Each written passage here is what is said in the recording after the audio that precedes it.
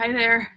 I'm a little bit late this morning. I feel like I have a lot of learning to do when it comes to Facebook videos. But I don't want to spend too much time talking about why I couldn't do it 5 minutes ago. Let's get into it. This is such a fun topic for me because because it makes me look really smart because I have this whole list of questions that once they're answered, all it takes is turning them into a slide. So let's talk about this. First of all, welcome to The Leverage Expert.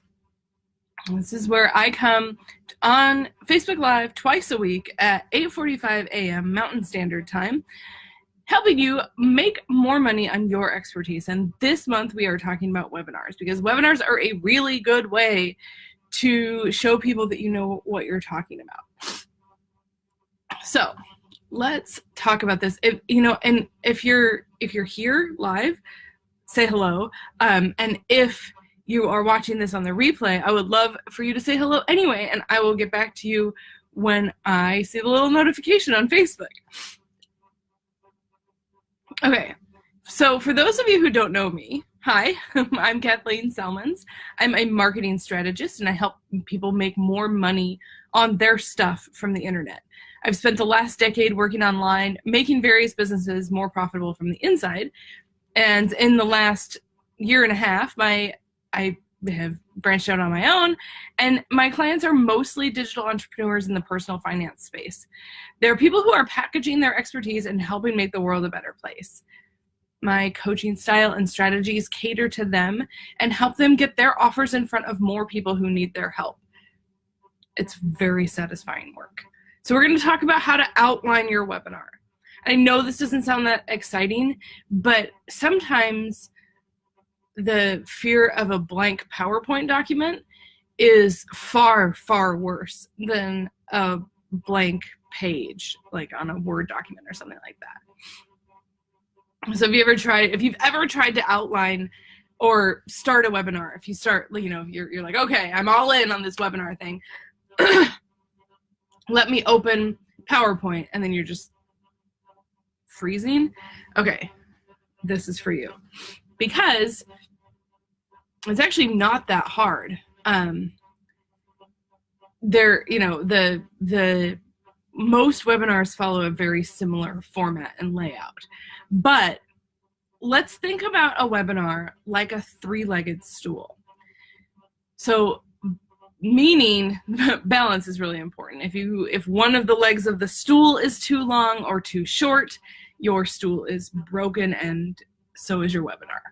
So the three legs of your webinar stool, which I apologize for ever saying that phrase, are teaching, transformation, and transaction.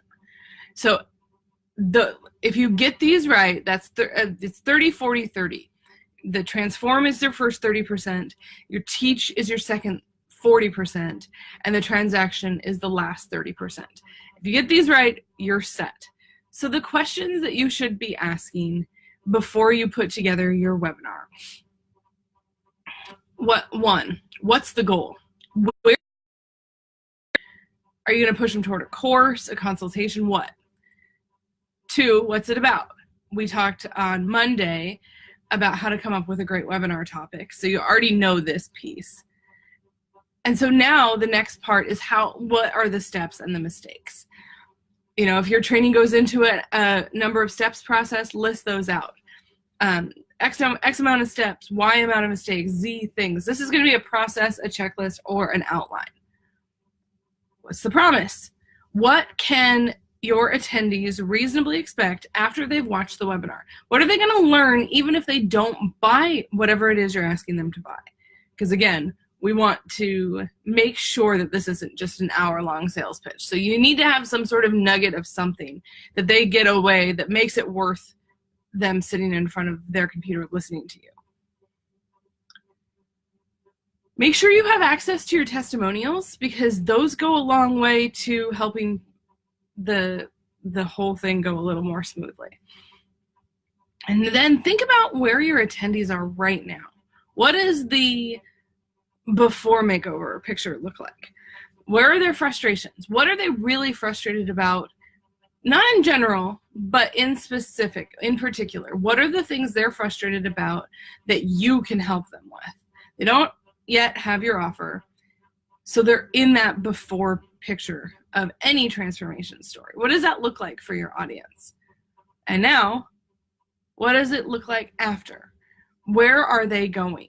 Are you doing a 6-pack abs, 6-minute abs, whatever it is? What do they want? What do they want that your offer provides? Often this is something they're gaining. Sometimes it's what they're losing, right?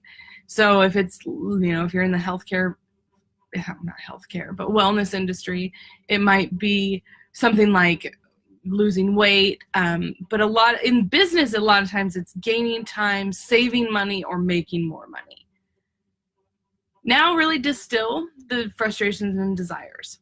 So the top frustration that people can name are symptoms of the problem, not the problem itself. So what is the real problem that your offer solves? What do your people really want? And now, way down here, let's talk about you. Who you are, what's your title, maybe some top line LinkedIn stuff that shows your audience that you know what you're talking about. The resume points that actually make a difference. But don't spend too much time on this. They are not here for you. They're here for themselves. So lead right into why what you're teaching is important. They are still deciding whether to stick around. Give them 3 or 4 reasons why they should stick around.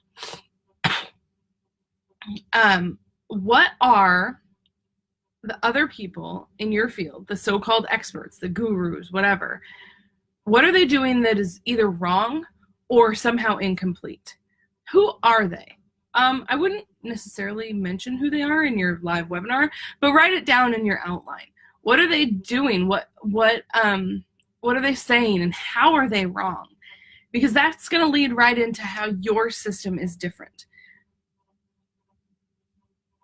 Okay. I'm realizing that we are way past time. I wanted these to stay 5 minutes. We're already at 7 minutes. We have a whole bunch more questions to ask. But what I wanted to let you know is that, if you just think about it in terms of what you can offer your audience, what they want, what they are looking for, because the teaching that you do is intended to lead right into your sales pitch. And like I said, your transaction piece should be the last 30% of your presentation. So instead of what I was going to be in danger of doing, which was coming online and just dumping a whole bunch of information, then saying, hey, okay, bye. But instead of doing that, you need to make sure that you're building up toward the expectation. So when you lay out the before, and then you get into the high-level overview of how your stuff is different, people are going to want it. And so the next piece that we can get into next week is how to effectively sell on a webinar without actually feeling, really sketchy or sleazy or whatever. If you want to jump onto a strategy session, I have some time. If you go to my contact page, so KathleenSummons.com/contact, if you fill that out and let me know what you're working on, I would love to give you 15 minutes of my time and help you maybe map out what it is you are going to do for your marketing in 2020. I know I'm stuck on webinars for January, but it doesn't have to be a webinar for you. So give me fill out that contact form, KathleenSummons.com/contact, and I'd love to talk to you in the next week or so. Thanks so much, and I will see you guys on Monday at 8:45 Mountain.